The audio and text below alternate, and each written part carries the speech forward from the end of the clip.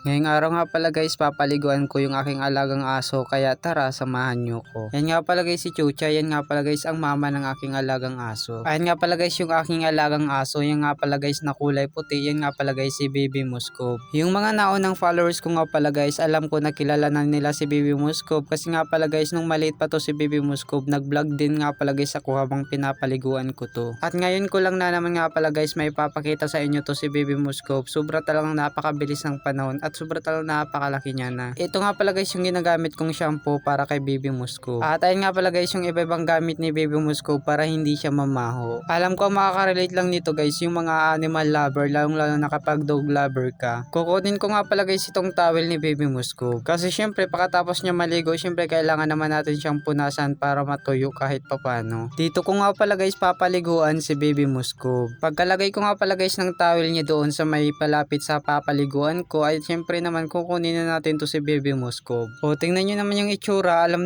niya na talagang paliliguan ko siya. Kapag nga minsan nga pala guys, kapag papaliguan ko na siya, ay minsan talaga naman ay tinatakbuhan ako nito. Ito nga pala guys si Baby Muscov ay sanay na po talaga siyang maligo kasi nga po halos araw-araw ko talaga siya pinapaliguan. 2 weeks pa lang nga pala guys to si Baby Muscov nang sinimulan ko siyang paliguan para masanay na siya. At ayun araw-araw ko na siyang pinaliguan kaya ayun nasanay na siya. Simula bata nga pala guys pinapaliguan ko na to kasi nga po simula bata pa lang to si Baby Muscov hanggang ngayon ay katabi namin siya matulog. O diba kung mapapansin nyo nga pala guys si Baby Muscov di na siya umaalis kasi nga po sanay na siya at alam niya na kung papaliguan siya. Iniwan ko nga po pala guys dyan mag-isa si Baby Muscov kasi nga pala guys kukunin ko yung isang timba kasi nga pala guys yun yung gagamitin ko sa pagpaligo dito kay Baby Muscov. O diba kung mapapansin nyo nga po pala guys hindi na siya umaalis kasi nga po talagang alam niya na napapaliguan ko siya. Take note pala guys, ito nga pala guys si Baby Muscov ay walang lahi. Ito nga pala guys ay pure Filipino. Uy, Filipino. Ilang minuto ko nga po pala guys dyan iniwan si Baby Muscov. Talaga naman hindi na talaga siya umalis. At ayun na nga pala guys ay nag-iigib na ako dyan ng tubig kasi nga po syempre kailangan na natin paliguan to si Baby Muscov. Minsan nga pala guys hindi ko to pinapaliguan si Baby Muscov kapag sobra talagang napakalakas ng ulan. At ayun na nga guys, tara paliguan na natin to si Baby Muscov. Sobrang napakaaliwalas nga pala guys nito tingnan si Baby Muscov kasi nga po sobra talagang napakaputiin niya kapag katapos niya maligo lalong lalo na kapag tuyo na siya. Pagkatapos ko nga pala guys dyan basahin yung buong katawan ni Baby Muscov ay tayo na nga sinimulan ko na yung pagsha-shampoo sa kanya. Marami nga pala guys dito nagkukyutan kay Baby Muscov lalong lalo na kapag tuyo na siya kasi nga po yung paa niya at yung tainga niya ay sobra talagang napaka color pink. Sabi pa nga guys ng iba ay sobrang napakalinis na to ni Baby Muscov ay talaga naman na pink na talaga yung color at baka daw na sobra na sa linis. Uy! O diba makikita nyo naman guys sobrang napaka-behave na dyan ni Baby Muscov kasi nga pala guys sanay na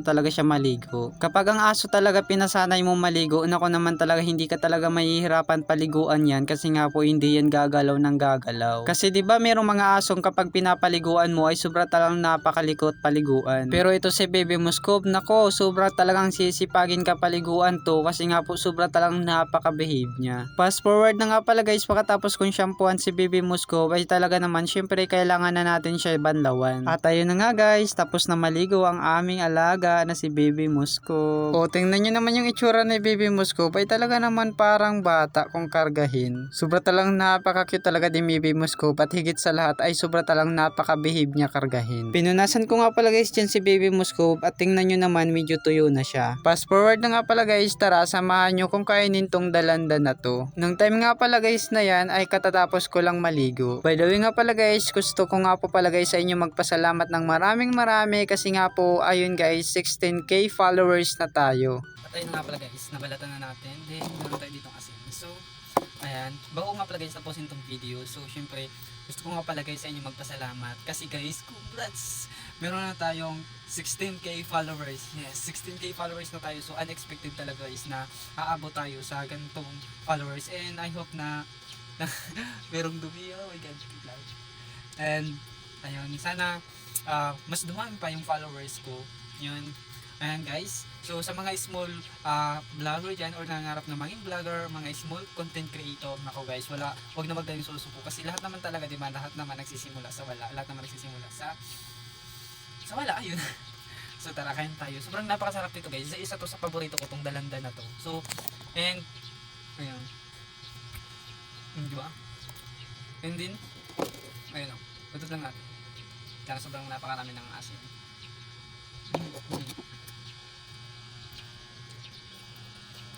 Guys, so pagpasensyahan nyo nga pala guys, kasi marahil sobrang napakalabo ng camera ko. Yung quality ng video ko sobrang napakalabo kasi nga naka-Android tayo and malapit na yung masira yung phone ko. Tinatsagaan ko lang. Dahil nga wala pa tayong pambili. Pero lang. Ganyan. Kayo ba? Kapag kumakain pa kayo ng dalanda, mayroon pa kayo dito ng asin na ano. Hindi ko alam sa Tagalog kung ano. Basta yun na yun.